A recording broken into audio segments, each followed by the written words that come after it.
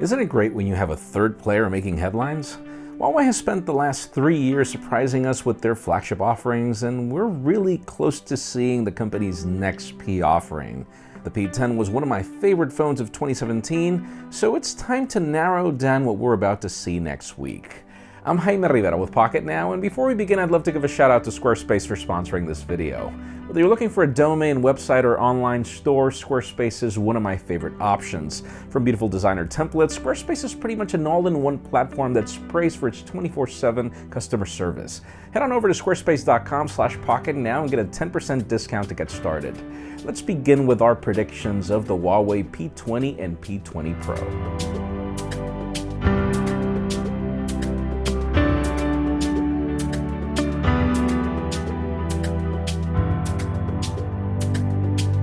First of all, probably one of the most important changes is the naming scheme. We thought it was going to be P11 following on the numbers that we've seen, but no, it's going to be P20, according to trusted sources.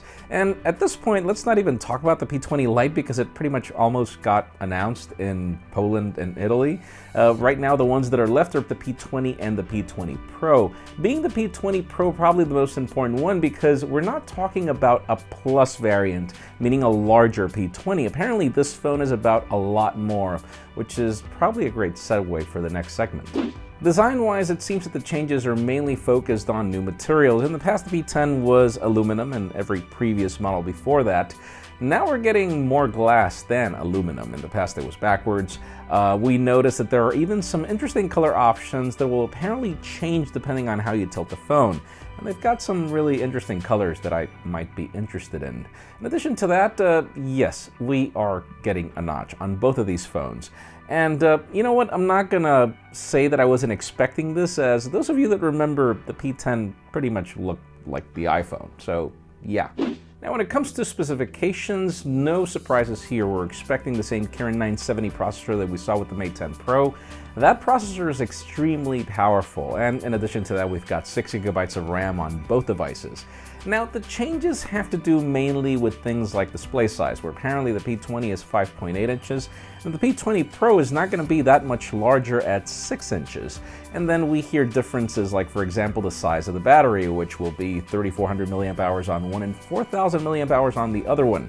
Obviously the Pro making this more of a Mate 10 Pro category. The biggest question is what will differentiate these phones, and obviously it's what the company has been mainly teasing, which has to be the cameras. The next segment.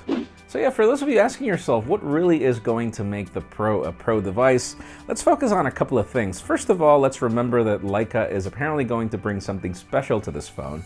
And since Leica focuses on photography, what is it that photographers usually look for? I mean, if you see the A7 from Sony, the A7S, and the A7R, the A7 is pretty much the entry level, the A7S is the video one, and then the A7R is the one that's focused on photography. It's the one that brings the most amount of megapixels. Apparently, that's what's going to differentiate the Pro. In the case of the P20, it seems that we're still getting the same color and monochrome sensors, but in the Pro, for some reason, I don't know if these 3 lenses that are apparently going to come are going to bring one monochrome and the other telephoto.